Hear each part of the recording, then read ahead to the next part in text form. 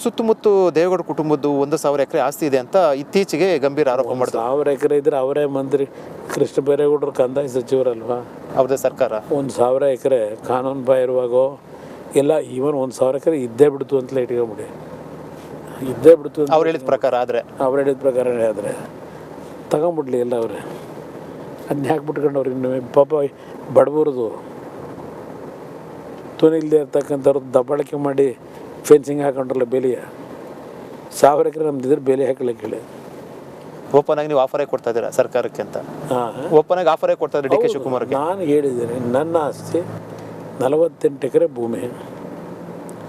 ನಾನೇನು ಸಿನಿಮಾ ರಂಗದಲ್ಲಿ ಹಂಚಿಕೆದಾರನಾಗಿದ್ದಾಗ ಬಂದಂಥ ಲಾಭದಲ್ಲಿ ತಗೊಂಡಂಥ ಭೂಮಿ, ನಾನು ರಾಜಕಾರಣಕ್ಕೆ ಬಂದಮೇಲೆ ತಗೊಂಡಂಥ ಭೂಮಿ ಅಲ್ಲ. ಅದು ಹೊರತುಪಡಿಸಿ ನಾನೇನೇನೂ ಮಾಡಿಲ್ಲ. ನನ್ನ ಕುಟುಂಬ ಅಂದರೆ ನಾನು, ನನ್ನ ಹೆಂಡತಿ, ನನ್ನ ಮಗ, ನನ್ನ ಸೊಸೆ, ನನ್ನ ಅಮ್ಮ ಮಗ, ನಮ್ಮ ಕುಟುಂಬ. ತೆರೆದ ಪುಸ್ತಕ ಎಲ್ಲ ಒಂದು ಕೊಡಿ ಬಹಿರಂಗ. ಏನಿದ್ರು ನೇರವಾಗಿ ಹೇಳ್ತೀನಿ, ಕದ್ದು ಮುಚ್ಚಿ ಏನು ಮಾಡಿಲ್ಲ. ಅದರಿಂದ ಇವರ ಜೊತೆಯಲ್ಲಿ ನಾನು ಇವರ ಸವಾಲುಗಳು ಇದಕ್ಕೆಲ್ಲ ನಾನು ಚರ್ಚೆ ಮಾಡಬೇಕಾ? ಹಿಂದೆ ನಾನು 2006 ಮುಖ್ಯಮಂತ್ರಿ ಆದಾಗ 2 ತಿಂಗಳಿಗೆ ಯಾವುದೋ ಕ್ಯಾಸೆಟ್ಗಳು ಮಾಡಿಸ್ಕೊಂಡು ಆಪ್ರೇಷನ್ ಸಕ್ಸಸ್ಸು ಅಂತ ಹೇಳಿರಲ್ವ, ಅದು ಎಷ್ಟು ಮಟ್ಟಿಗೆ ಸಕ್ಸಸ್ ಆಯಿತು ಅನ್ನೋದು ನೋಡಾಯ್ತು ನಾವು. ಡಿ ಕೆ ಶಿವಕುಮಾರ್ ಆಸ್ತಿ ಕೂಡ ದಿನೇ ದಿನೇ ಜಾಸ್ತಿ ಆಗ್ತಾನೆ ಇದೆ, ಮಾಲ್ಗಳ ಮೇಲೆ ಮಾಲ್ ಆಗ್ತಾ ಇದೆ. ಈ ವ್ಯಕ್ತಿ ಮಾಡಿರೋ ಆಸ್ತಿಗಳು 100ಕ್ಕೆ 90 ಭಾಗ ಯಾವುದು ಕಾನೂನಿನ ವ್ಯಾಪ್ತಿಯೊಳಗೆ ಸತ್ಯವಾಗಿ ನ್ಯಾಯಯುತವಾಗಿ ಮಾಡಿರ್ತಕ್ಕಂಥದ್ದಲ್ಲ. ಸರ್ಕಾರಿ ಭೂಮಿಗಳನ್ನು ರೆಕಾರ್ಡ್ ಸಿದ್ಧಿಸಿರೋದಿರ್ಬೋದು, ಯಾವುದೋ ಒಂದು ಸೊಸೈಟಿ ಅದು ದಲಿತರಿಗೆ ಕೊಟ್ಟಂಥ ಭೂಮಿ, ದಲಿತರು ಕೊಟ್ಟಂಥ ಭೂಮಿನ ಸೊಸೈಟಿಯಲ್ಲಿ ಯಾವುದೋ ಬಿಜಾಪುರದಲ್ಲಿ ಇದ್ದಂಥ ಹಾರ್ಟಿಕಲ್ಚರ್ ಸೊಸೈಟಿಗೆ ಸಂಬಂಧಪಟ್ಟಂಥ ತೋಟಗಾರಿಕೆಗೆ ಆ ಸೊಸೈಟಿ ಆ ನಂಬರ್ ತಂದು ಇಲ್ಲೆಲ್ಲ ಜಯನಗರ ಕಾಂಪ್ಲೆಕ್ಸ್ನಲ್ಲಿ ಅದನ್ನು ಕೂರಿಸಿ ಅಡ್ರೆಸ್ನ ಇದೇ ಒರಿಜಿನಲ್ಲು ಮೊದಲು ಈ ಥರ ಒರಿಜಿನಲ್ ಡೂಪ್ಲಿಕೇಟು ಅಂತ ಮಾಡಿ ಈ ದೇಶದ ಇನ್ಸ್ಟಿಟ್ಯೂಷನ್ಗಳನ್ನ ಕೈನಲ್ಲಿ ಇಟ್ಕೊಂಡು ಓಡಾಡ್ತಾನೆ. ಅದರಿಂದ ಏನು ಬೇಕಾದರೂ ಅರಗಿಸ್ಕೊತೀನಿ ಅಂತಕ್ಕಂಥದ್ದು ಆ ದುರಂಕಾರ ಇದೆ. ಈ ದೇಶದ ವ್ಯವಸ್ಥೆ ಯಾರು ಬೇಕಾದರೂ ಯಾವ ಥರ ಬೇಕಾದರೂ ಅದನ್ನು ಇವತ್ತು ಬದಲಾವಣೆ ಮಾಡ್ತಕ್ಕಂಥದ್ದಕ್ಕೆ ಈ ವ್ಯವಸ್ಥೆ ಈಗಲೂ ಇದೆ, ಮುಂದೆನೂ ಇರ್ತದೆ ಭವಿಷ್ಯ. ಬೆಂಗಳೂರು ಗ್ರಾಮಾಂತರದಲ್ಲಿ ಧರ್ಮ ಮತ್ತು ಅಧರ್ಮದ ನಡುವಿನ ಯುದ್ಧ ಅಂತ ಹೇಳ್ತಾ ಇದ್ದಾರೆ. ಹೃದಯವಂತ ಒಂದು ಕಡೆ, ಮತ್ತೊಂದು ಕಡೆ ಕಲ್ಲು ಬಂಡೆ ಅಂತ ಚರ್ಚೆ ಆಗ್ತಾ ಇರೋದು ಸಾರ್ವಜನಿಕವಾಗಿ. ಬೆಂಗಳೂರು ಗ್ರಾಮಾಂತರ ನಿಜವಾಗ್ಲೂ ಮಂಜುನಾಥ್ ಅವರು ಗೆಲ್ತಾರಾ ಅಂತ? ಯಾಕೆ ಈ ಪ್ರಶ್ನೆ ಅಂತಂದರೆ, ಡಿ ಕೆ ಶಿವಕುಮಾರ್ ಹೇಳಿದ್ದಾರೆ ದೇವೇಗೌಡರ ಅಳಿಯನ್ನು ತಂದು BJPಗೆ ನಿಲ್ಲಿಸಿದ್ದಾರೆ ಅಂತ.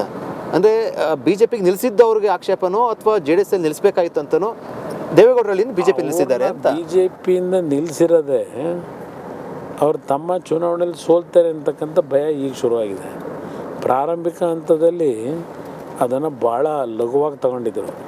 ಅಯ್ಯೋ ಈ ಡಾಕ್ಟ್ರು ಬಂದು ಏನು ಮಾಡೋಕ್ಕೆ ಸಾಧ್ಯ, ಈ ಡಾಕ್ಟ್ರಿಗೆ ಏನು ಗೊತ್ತು ರಾಜಕೀಯ ಅಂತೇಳಿ. ಇವತ್ತು ಆ ಡಾಕ್ಟ್ರ್ ಮೇಲೆ ಇರ್ತಕ್ಕಂಥ ಪ್ರೀತಿ ಅಲೆ ಆ ಪ್ರತಿಯೊಂದು ಕುಟುಂಬಗಳಲ್ಲಿ ಒಂದಲ್ಲ ಒಂದು ರೀತಿ ಆ ಡಾಕ್ಟ್ರ್ ಸರ್ವಿಸನ್ನು ತಗೊಂಡಿದ್ದಾರೆ. ಇವತ್ತು ಡಾಕ್ಟ್ರು ಪಾರ್ಲಿಮೆಂಟ್ ಮೆಂಬರ್ ಆಗಬೇಕು ಅನ್ನೋದು ಆ ಭಾಗದ ಮತದಾರರ ಆಸೆ ಇದೆ, ಬಯಕೆ. ಇಲ್ಲಿ ನಾವು ಸಿಂಬಲ್ ವಿಷಯದಲ್ಲಿ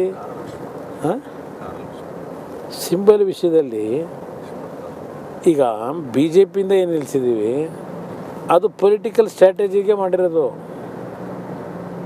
ಆ ಚುನಾವಣೆ ಗೆಲ್ಲಬೇಕು ಅಂತಲೇ ಸ್ಟ್ರಾಟಜಿ ಮಾಡಿದ್ದೀವಿ. ಚುನಾವಣಾ ಫಲಿತಾಂಶ ಬಂದಮೇಲೆ ಗೊತ್ತಾಗುತ್ತೆ ಯಾವ ಕಾರಣಕ್ಕೆ ನಾವು ಈ ಸ್ಟ್ರಾಟಜಿ ಮಾಡಿದ್ದೀವಿ ಅನ್ನೋದು.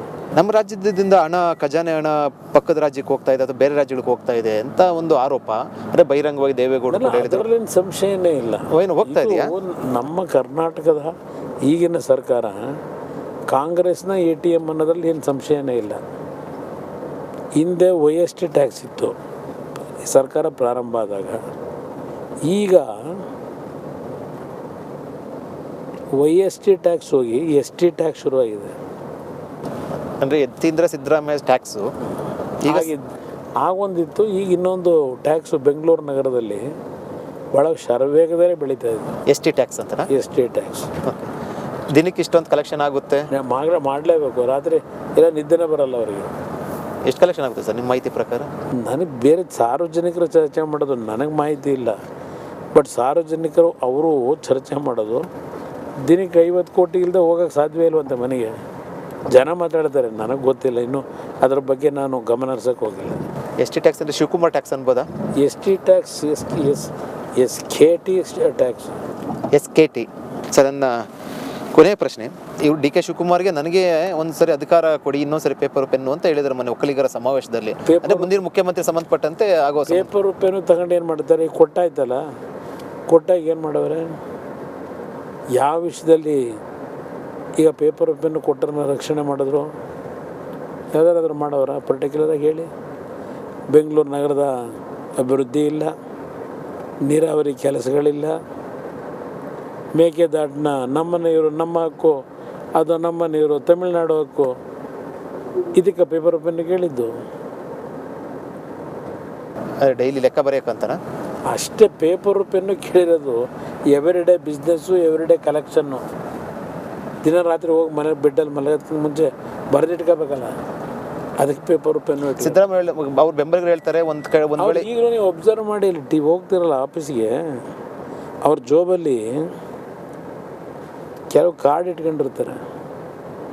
ನಾನು CM ಇದ್ದಾಗ ಡೆಪ್ಟಿ CM ನೀರಾವರಿ ಮಂತ್ರಿಗಳಿದ್ದರಲ್ವೇ, ಆಗ 4-5 ದಪ್ಪ ಕಾರ್ಡ್ಗಳನ್ನು ಸ್ಕ್ವೇರಾಗಿ ಕಟ್ ಮಾಡಿ ಇಟ್ಕೊಂಡಿರ್ತಾರೆ. ATM ಕಾರ್ಡ್ ಥರನ? ATM ಕಾರ್ಡ್ ಥರ ಹಂಗೆ ತಿಳ್ಕೊಳ್ಳಿ. ಅದರಲ್ಲಿ ಮೀಟಿಂಗ್ ಹೋದಾಗ ಮೀಟಿಂಗ್ಗಳಲ್ಲಿ ಕೆಲವು ಫೈನಾನ್ಷಿಯಲ್ ಡಿಸಿಷನ್ ತಗೊಳ್ಳೋದಿರ್ತದಲ್ಲ, ಅದೆಲ್ಲ ಮೊದಲೇ ಎಲ್ಲ ಬರ್ಕೊಂಬಂದಿರ್ತಾರೆ.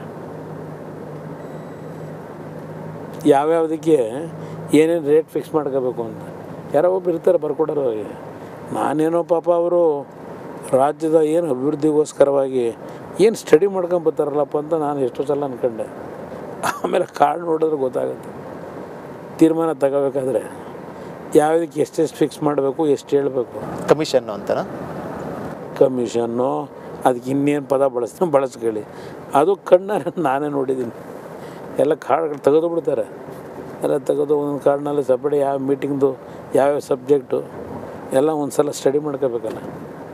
ಇದು ನಡೀತಾ ಇರೋದು. ಬಟ್ ಈಗ ನಿಮ್ಮ BJPದು A ಟೀಮು ಅಂತೀರಾ, ಒಂದು ಸರಿ ಎಲ್ಲೊಂದು ಕಡೆ BJP ಜೊತೆನೂ ಕೂಡ ಈ ಹಿಂದೆ ಬಂದಿದ್ರು, ಹೊಂದಾಣಿಕೆ ಮಾಡ್ಕೊಂಡು ಬಂದಿದ್ರು ಅನ್ನೋ ಒಂದು ಚರ್ಚೆಗಳು ನಿಜಾನದು? ಸಿದ್ದರಾಮಯ್ಯ ಯಾವ್ಯಾವ ಸಂದರ್ಭದಲ್ಲಿ ಏನೇನು ತೀರ್ಮಾನಗಳು ಮಾಡೋಕ್ಕೆ ಹೊರಟಿದ್ರು, ಭಾಳ ಜನ ಸತ್ಯ ಹೇಳೋಕ್ಕೆ ಹೆದರ್ತಾರೆ. ಸತ್ಯ ಹೇಳೋದಕ್ಕೆ ಅದು ಯಾಕೆ ಹೆದರ್ತಾರೋ ಗೊತ್ತಿಲ್ಲ. ಇದು ಒಂದು ರೀತಿಯಲ್ಲಿ ಇವರಲ್ಲಿ ದೊಡ್ಡ ಮಟ್ಟದಲ್ಲಿ ಕೆಲವು ಘಟನೆಗಳನ್ನು ಮುಚ್ಚಾಕೊಂಡಿರ್ತಕ್ಕಂಥದ್ದೇ ಸಿದ್ದರಾಮಯ್ಯನವರಿಗೆ ಇವತ್ತು ಸಹ ಅಷ್ಟೊಂದು ಬಾಯಿ ಬಡ್ಕೊಂಡು ವೇದಿಕೆ ಮೇಲೆ ಮಾತಾಡ್ತಾರಲ್ಲ, ನಾನೊಬ್ಬನೇ ಹರಿಶ್ಚಂದ್ರ, ಅವನ ಸುಳ್ಳುಗಾರ, ಅವನ ಮನೆ ಸುಳ್ಳು, ಇದೆಲ್ಲ ಹೇಳ್ತಾರಲ್ಲ. ಹೊಂದಾಣಿಕೆ ಮಾಡ್ಕೊಂಡಿಲ್ಲ ಅಂತ ಅದೇ ಅವರಿಗೆ ಪ್ಲಸ್ ಪಾಯಿಂಟ್. ಒಂದಷ್ಟೆಲ್ಲ ಹೊಂದಾಣಿಕೆಗಳು ನಡೆದಿದ್ವಾ ಹಿಂದೆ? ಬೇಕಾದಷ್ಟು ಟೈಮ್ನಲ್ಲಿ ನಡೆದಿದೆ. 2008 ಆಪರೇಷನ್ ಕಮಲ, ನಾನು ಸಾವಿರಾರು ಬಾರಿ ಕೇಳಿದ್ದೇನೆ. ಆ ಸಂದರ್ಭದಲ್ಲಿ ಎಷ್ಟು ಪೇಮೆಂಟ್ ತಗೊಂಡ್ರಿ ಕಾಂಗ್ರೆಸ್ ಅಭ್ಯರ್ಥಿಗಳನ್ನ ಸೋಲಿಸ್ಲಿಕ್ಕೆ? ಯಾರು ತಂದವರು? ದುಡ್ಡು ಎತ್ಕೊಂಬಂದವರು? ಎಲ್ಲಿಂದ ತಂದರು? ಭಾಳ ಜನಕ್ಕೆ ಗೊತ್ತಿದೆ. ಅದಷ್ಟೇ ಅಲ್ಲ, ಖರ್ಗೆ ಅವ್ರನ್ನ 2009 ಪಾರ್ಲಿಮೆಂಟಿಗೆ ಕಾಂಗ್ರೆಸ್ಸಿಂದ ನಿಲ್ಲಿಸದೆ ಹೋಗಿದ್ರೆ, ಪಾರ್ಲಿಮೆಂಟಿಗೆ ಡೆಲ್ಲಿ ಕಳಿಸದೆ ಹೋಗಿದ್ರೆ ಆವತ್ತೇ BJPಗೆ ಹೋಗಿ ತಯಾರಾಗಿದ್ದರು. ಈಗ BJP ಬಗ್ಗೆ ಮಾತಾಡ್ತಾರಲ್ಲ, ಆದ್ವಾನಿ ಅವ್ರನ್ನ ಯಾರ್ಯಾರು ಹೋಗಿ ಭೇಟಿ ಮಾಡಿದ್ರು, ಎಷ್ಟು ಸೀಟ್ ಕೇಳಿದರು, ಚುನಾವಣೆಗೆ ಎಷ್ಟು ದುಡ್ಡು ಕೇಳಿದರು, ಇದೆಲ್ಲ ಇದೆ. ಭಾಳ ಜನ ಅದರ ಪಾಲುದಾರರಿದ್ದಾರೆ, ಇದು ಹೋಗಿದ್ದವರು. ನಾವು ಹೇಳ್ತೀವಿ, ಅವ್ರು ಯಾರೂ ಹೇಳಲ್ಲ ಅಷ್ಟೆ. ಅಂದರೆ A ಟೀಮು JDS ಅಲ್ಲ, BJPದು ಜೊತೆ A ಟೀಮ್ ಮತ್ತು B ಟೀಮು ಸಿದ್ದರಾಮಯ್ಯ ಅಂತ ಹೇಳ್ಬೋದಾ? ಬನ್ನಿ ನೋಡೋಣ. ಇನ್ನು 6-7 ತಿಂಗಳಲ್ಲಿ ಮುಂದಿನ ರಾಜಕೀಯದ ಬೆಳವಣಿಗೆ ಇದೆಯಲ್ಲ, ಯಾರ್ಯಾರು A ಟೀಮ್ ಆಯ್ತಾರೆ, ಯಾರ್ಯಾರು B ಟೀಮ್ ಆಯ್ತಾರೆ, ಕಾದು ನೋಡೋಣ. ಮಾಜಿ CM ಕುಮಾರಸ್ವಾಮಿ ಅವರ ಒಂದಷ್ಟು ಹೇಳಿಕೆಗಳು ಮತ್ತು ಒಂದಷ್ಟು ಸ್ಫೋಟಕ ಹೇಳಿಕೆಗಳು ಮತ್ತು ಒಂದಷ್ಟು ಹೊಸ ವಿಚಾರಗಳನ್ನು ಹೇಳಿರುವಂಥದ್ದು. ಒಂದೊಂದು ಬಹಳ ಸ್ಪಷ್ಟ, ಲೋಕಸಭಾ ಚುನಾವಣೆ ಬಳಿಕ ಒಂದಷ್ಟು ಚಿತ್ರಣ ಬದಲಾಗುವ ಸಂಬಂಧಪಟ್ಟಂತೆ ಸುಳಿವನ್ನು ಕೊಟ್ಟಿರುವಂಥದ್ದು. ನೋಡಬೇಕು ಮುಂದೆ ಏನಾಗುತ್ತೆ ಅಂತ. ಇದೇ ಇವತ್ತಿನ ವಿಶೇಷ.